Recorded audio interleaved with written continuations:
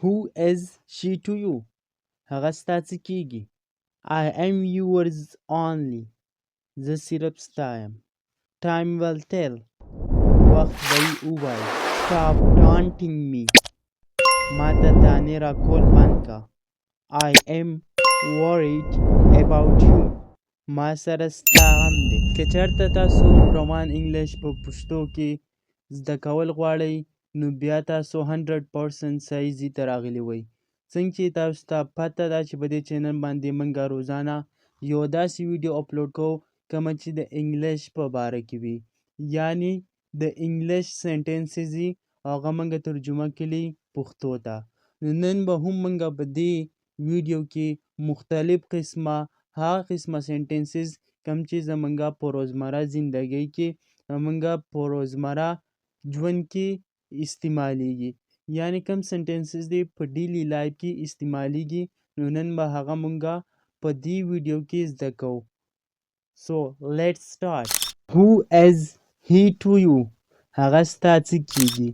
کله چې ته یو کس بل کس ویني او داسې ناشنا یي یا هغه ته ووایې په پښتو کې هغه ستا څه کیږي نو ته په انګلیش کې داسې وایې.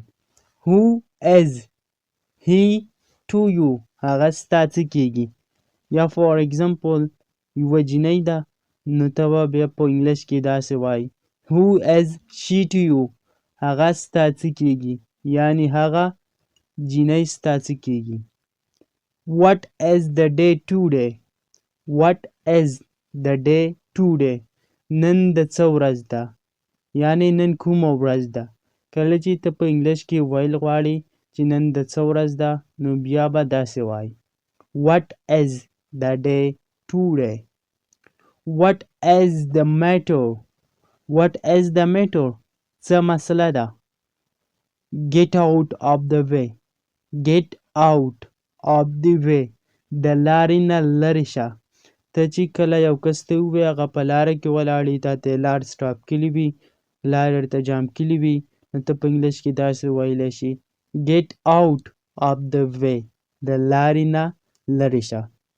You are lying. ته دروغ وایې. کله چې یو کس په خبرو کې دروغ وایي یعنی صحیح رښتیا نه وایي نو هغه ته په انګلیش کې ویلی شي You are lying.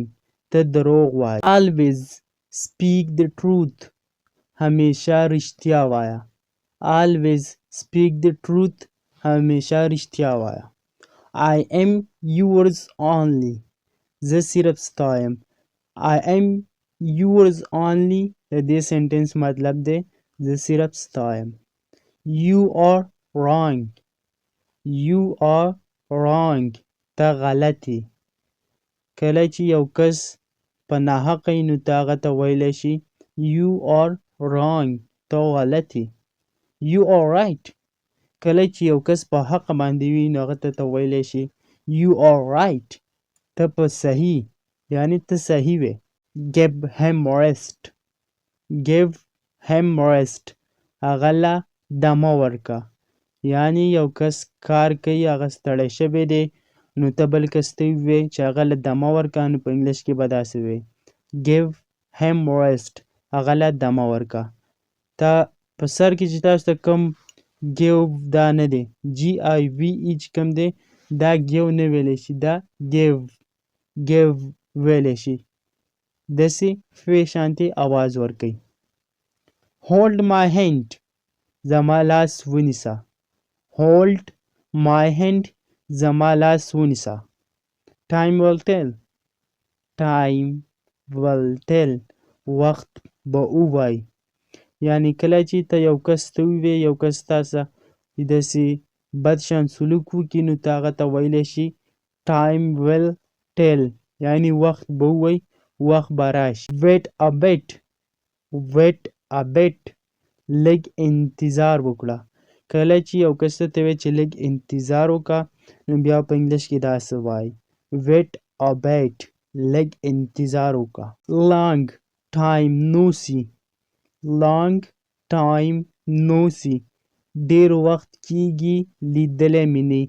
کله چې یو کس تا ډیر وخت پس ویني یعنی تا ډیر وخت نه وي لیدلی نو ته هغه ته په انګلیش کې ویلی شي long time no see ډېر وخت مې نه لیدلی یعنې ډېر وخت کېږي لیدلی مې نه یې he is still sleeping he is still sleeping هغه اوس هم ویده دی یعنې یو کس چې هغه ویده وي د سهار نه د 8 بجې کار ټیم ویده وي هغه ویده وي په دغه وخت کې ته ویلی شي he is still sleeping هغه اوس هم ویده دی he has gone very far he has gone very far هغه ډېر لرې تللی دی کله چې یو کس وځي ستاسو د خوا نه چېرته لرې لاړ شي نو ته ویلی شي he has gone very far هغه ډېر لرې تللی دی now in this matter now in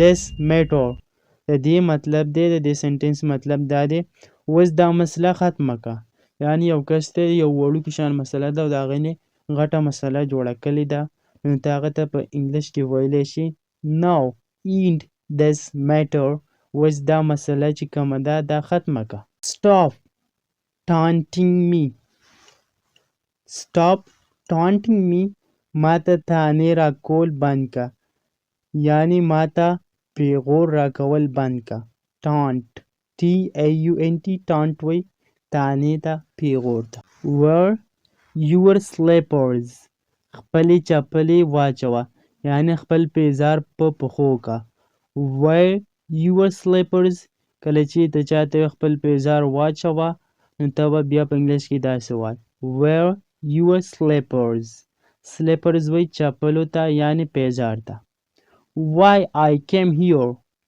why I came here زه ولې دلته راغلی یم کله چې یو ځي ته یو کس ته بوځي نو ته هغه ته داسې ویلی شي چې زه دلته ولې راغلی یم نو په انګلیش کې به داسې وایي why I came here زه دلته ولې راغلی یم you know me well you know me well ته ما ښه پیژنې you know me well ته ما ښه پیژنې he himself came to me he himself came to me هغه ما ته په خپله راغلی یعنې هغه یو کس چې ستا خواله راشي نو ته هغه ته ویلی شي چې هغه زما خواته په خپله راغلی و he himself came to me I am not fond of this I am not یا am not fond of this